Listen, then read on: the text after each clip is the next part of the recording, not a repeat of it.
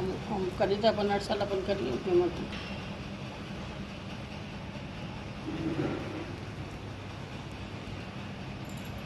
पवित्र वा सर्वावस्था मुदोपि वा स्मृत पुंडरीका चमसवाह्याभ्यंतर सुचित 3 बार जल गिराइए, आचमनी करिए। ओम केशवाय नमः, ओम माधवाय नमः, ओम नारायणाय नमः। हाथ धुलिए, हस्तों प्रक्षालनम। ग्लास जल अपने आसन नीचे गिराए लें। ओम आसन पवित्र करने विनियोग। 3 बार पृथ्वी को प्रणाम करिए। पृथ्व्यै नमः, आधार शक्ति नमः, पूजा भूमि नमः। दीपक को जलाइए। ओ दीप देव रूपस्त्वं कर्म साक्षी है विकृति यावत कर्म समाप्ति स्यात् तावत् त्वं सुस्थिरो भव। दीपक के पास छोड़ दीजिए।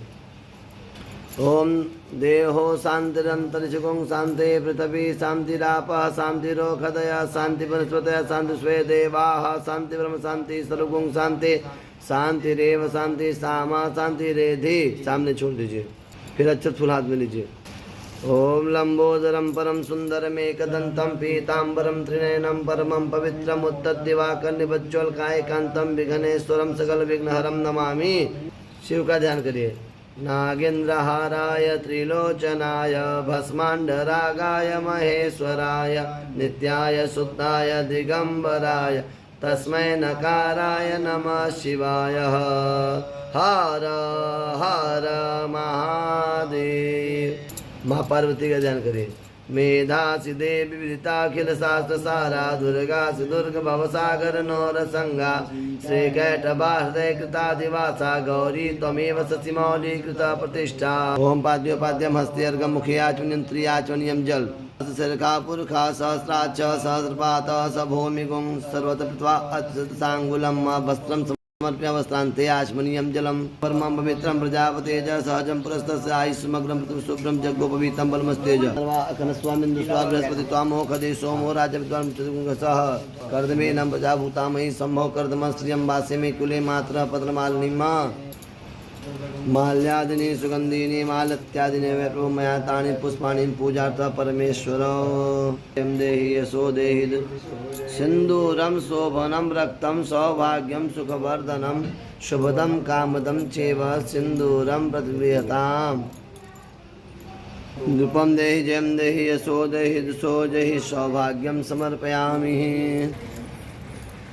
गंधादय गंधोत्तमाग्रह सर्वदेवानां धूपयोगतां धूपमाग्रयामि धूपं दर्शयामि रोतास्वाय सप्राणसः मुखादग्निर्जायत दीपकं दर्शयन्ति श्रेष्ठो देहो समवद्याम्भोमिति स श्रोत्रास्तालोकान् कल्पयन्नः। जल 5 बार।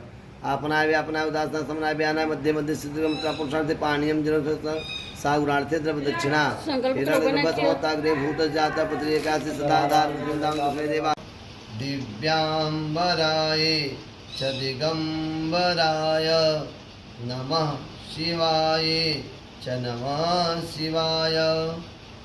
ओम नमः पार्वती पतये हर हर महादेव। कैलाशिखरे रम्य गौरी पृच्छति शंकरं गुह्याद्वैतरं गुह्यं कथस्व महेश्वर। कै सूत जी ने कहा कि मंदार की माला से जिन पार्वती का केश पास अलंकृत है और मुंडों की माला से जिन शंकर जी की जटा अलंकृत है, जो पार्वती दिव्य वस्त्र धारण की हैं और जो शंकर दिगंबर यानी नंगे हैं, ऐसे पार्वती जी तथा शिव जी को प्रणाम करता हूँ। रमणीक कैलाश पर्वत के शिखर पर बैठी हुई श्री माँ पार्वती जी कहती हैं कि हे महेश्वर, हमें कोई गुप्त व्रत या पूजन बताइए जो सब धर्मों से सरल हो, जिसमें परिश्रम भी कम करना पड़े लेकिन फल अधिक मिले। हे नाथ, यदि आप मुझ पर प्रसन्न हो तो यह विधान बताइए।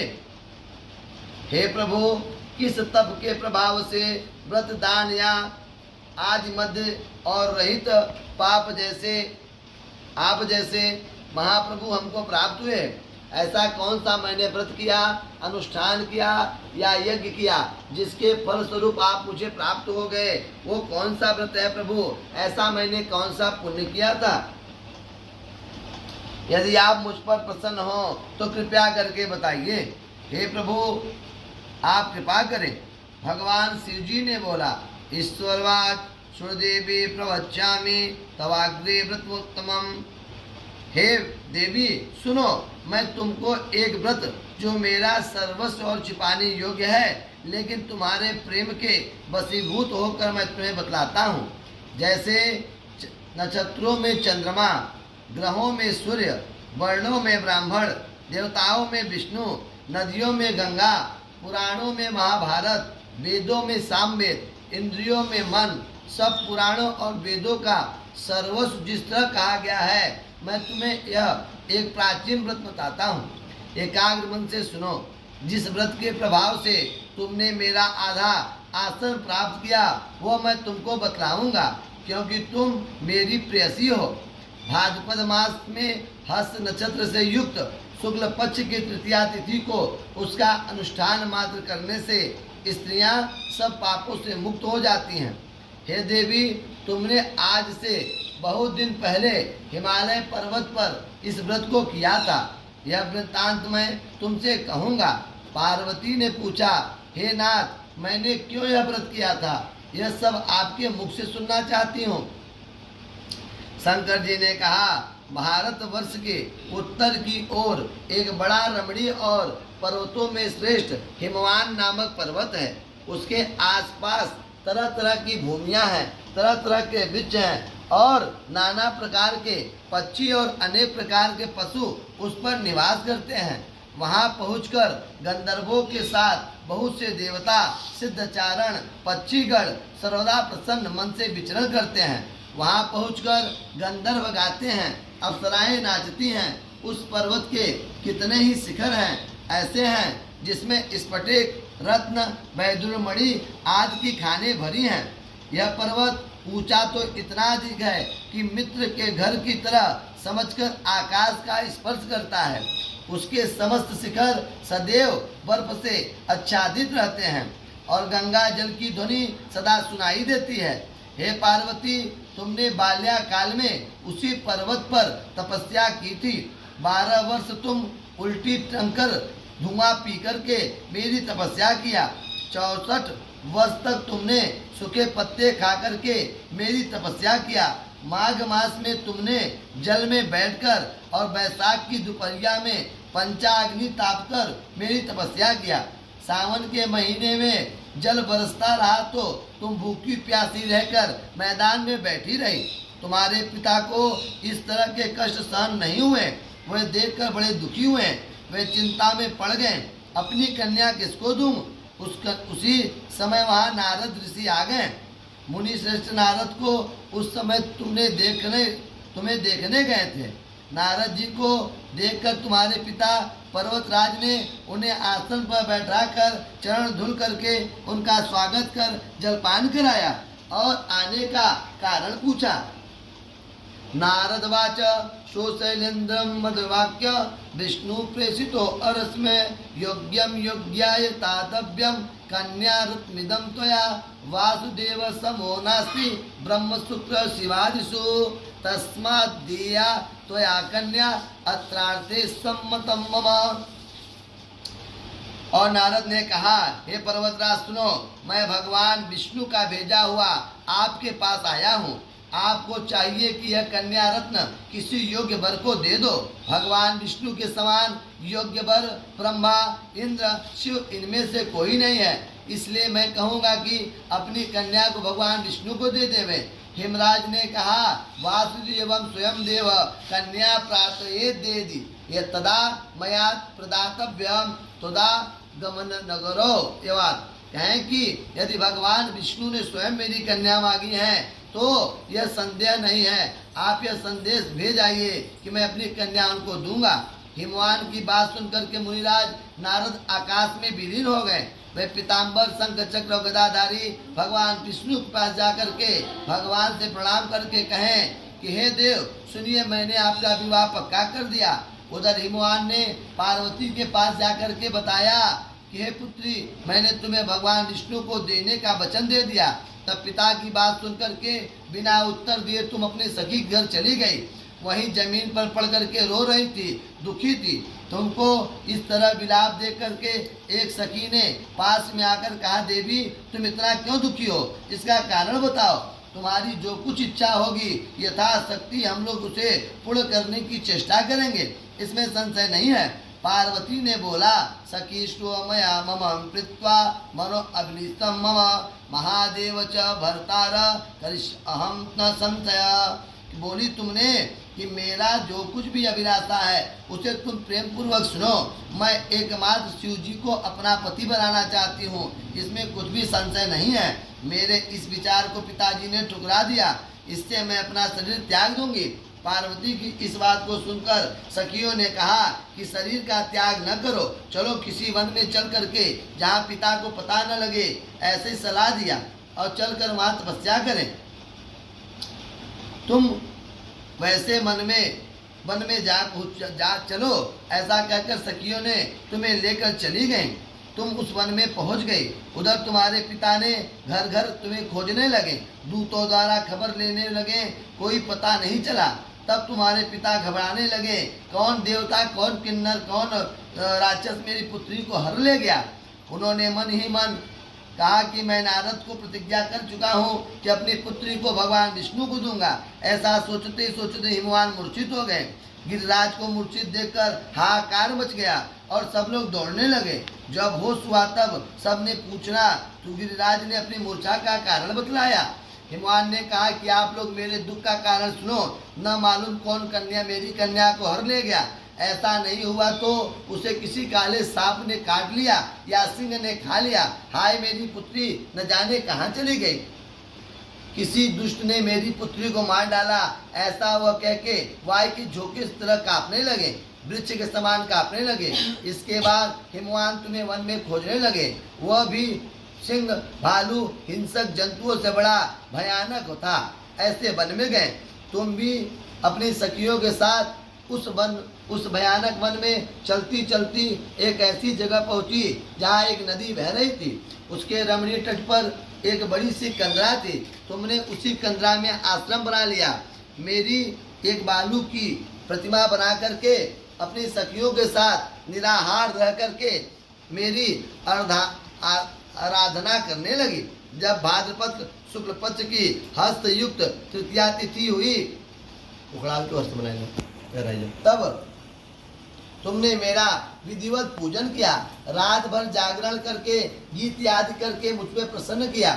उस व्रतराज के प्रभाव से मेरा आसन डगमगा उठा, जिससे मैं तत्काल उस स्थान पर पहुंचा जहां तुम अपने सखियों के साथ रहती थी। वहां पहुंचकर मैंने तुमसे कहा कि मैं तुम पर प्रसन्न हूँ, बोलो क्या चाहिए। तुमने कहा, मेरे देवता, यदि आप मेरे ऊपर प्रसन्न हैं तो मेरे पति बने। मैंने तथास्तु कह के कैलाश पर्वत पर चला गया। वह प्रतिमा तुमने नदी में प्रवाहित कर दिया और सखियों के साथ उस महाव्रत का पारण किया। हिमवान भी तब तक उस वन में तुम्हें खोजते हुए आ गए। चारों दिशाओं में तुम्हारी खोज करते करते व्याकुल हो चुके थे, इसीलिए तुम्हारे आश्रम के समीप पहुंचते ही गिर पड़े। थोड़ी देर बाद उन्होंने नदी के तट पर दो कन्याओं को देखा। देखते ही उन्होंने तुम्हें छाती से लगा लिया, बिलख कर रोने लगे। फिर पूछा, पुत्री तुम सिंह, व्याघ्र आदि जंतुओं से भरे इस वन में क्यों आ पहुंची। पार्वती ने उत्तर दिया, पिताजी मैंने पहले से अपने आप को भगवान शिव को सौंप दिया है, आपने मेरी बात क्यों टाल दिया, यहाँ चली आई इसीलिए। हिमवान ने सांत्वना दिया कि हे पुत्री, मैं तुम्हारी इच्छा के विरुद्ध कुछ नहीं करूँगा। तुमने अपने साथ लेकर तुम्हें चले गए और कहा कि मेरे साथ तुम्हारा विवाह कराएंगे, इससे तुमने मेरा अर्धासन प्राप्त किया। पार्वतीवाद नामेदम कृतम नाथ विधिम वदमं प्रभो किम पुण्यम किम फलम चास्य केन वा कृते व्रतम। पार्वती ने कहा कि हे देव, तब से आज तक किसी के सामने मुझे यह व्रत बताने का अवसर प्राप्त नहीं हुआ। हे देवी, मैं इस व्रत को बताया हूँ। इस व्रत का नाम हरतालिका क्यों पड़ा, क्योंकि तुमको सखियों ने हर ले गई थी, इसी से हरतालिका नाम पड़ा। पार्वती ने कहा कि आपने नाम तो बता दिया, अब विधि भी बताइए, इसका पुण्य फल क्या है और क्या क्या फल मिलता है, अब व्रत को कौन करे। शिव जी ने कहा, सो देवी विदम बच्चे नारायणम प्रत्युतम कर्तव्यम तो प्रतिनिधि सौभाग्यम निश्चित। अर्थात कहें कि जो स्त्री जात की भलाई के लिए यह व्रत तुमने बतलाया हो, तुम्हें जो स्त्री अपने सौभाग्य की रक्षा करना चाहती हो वह यत्न पूर्वक इस व्रत को करे। पहले केले के खंबे आदि से सुशोभित एक सुंदर मंडप बनावे, उसमें रंग बिरंगे रेशमी कपड़े से चंदवा लगवावे, चंदन आदि सुगंधित द्रव्यों से मंडप लिपवावे, शंख भृंग मृगंध आदि बजाते हुए सभी लोग परिवार के एकत्रित होकर के मंगलाचार से रखते हुए मूर्ति को रखे, पार्वती प्रतिमा को स्थापित करें। उस रोज दिन भर उपवास कर सुगंधित पुष्प धूप दीप नैवेद्य नाना प्रकार से फल मिष्ठान से मेरी पूजा करें, रात भर जागरण करें। ऊपर जो वस्तुएं गिनाई गई हैं उनके अतिरिक्त नारियल, सुपारी, जमरी, नींबू, लौंग, अनार, नारंगी आदि जो फल हो सके इकट्ठा करें। उस ऋतु में जो फल फूल मिल सके विशेष रूप से रखें। इसके बाद धूप दीप आदि से पूजन कर प्रार्थना करें। हे शिवे, हे शिव स्वरूपिणी, हे मंगले, सब अर्थों को देने वाली देवी, हे शिव पार्वती स्वरूपिणी, हे माँ मैं आपको प्रणाम करता हूँ। हे शिवे आपको सदा के लिए नमस्कार है। हे ब्राह्मणी रूपिणी आपको सदा के लिए नमस्कार है। हे जगतदात्री आपको सदा के लिए नमस्कार है। हे सिंहवाहिनी संसार से भय को हरने वाली मेरी रक्षा करना। इस कामना की पूर्ति के लिए आपकी पूजन कर रहा हूँ। ऐसी कामना करके पार्वती से कहना चाहिए, हे पार्वती हमें सौभाग्य दो, हमें पुत्र दो, हमें राज्य दो, हमें पति दो। इन्हीं मंत्रों से पार्वती की पूजन तदंतर विधि पूर्वक कथा सुने और ब्राह्मण को वस्त्र, गौ और स्वर्ण आदि का दान करें। इस तरह एकत्रित होकर स्त्री पुरुष दोनों एक साथ पूजन करें। फिर वस्त्र आदि जो हो सके संकल्प करके दान करें।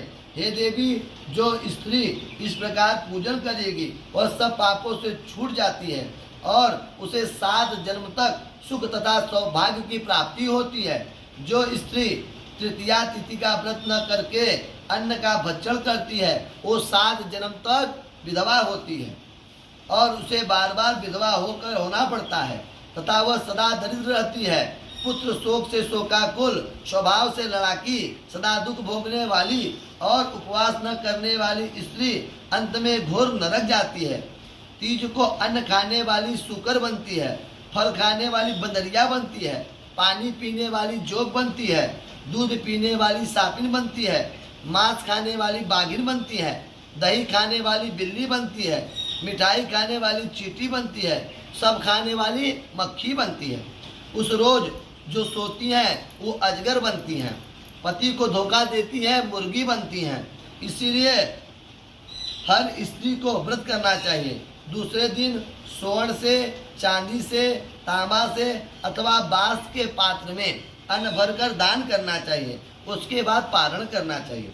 जो स्त्री इस प्रकार व्रत करती है वो मेरे समान, शिव के समान पति पाती है और जब वो मरने लगती है तो पार्वती के समान उसका स्वरूप हो जाता है और उसे सांसारिक भोग तथा सायुज्य मुक्ति मिल जाती है। इस हरितालिका की व्रत कथा मात्र सुन लेने से प्राणी के 1000 अश्वमेध यज्ञ का फल प्राप्त होता है और सैकड़ों वाजपेयी यज्ञ फल प्राप्त होता है। हे देवी, मैंने यह व्रतों में उत्तम व्रत बताया जिसे करने से सब प्राणी पापों से छूट जाता है, इसमें संशय नहीं है। बोलिए शंकर पार्वती भगवान की जय।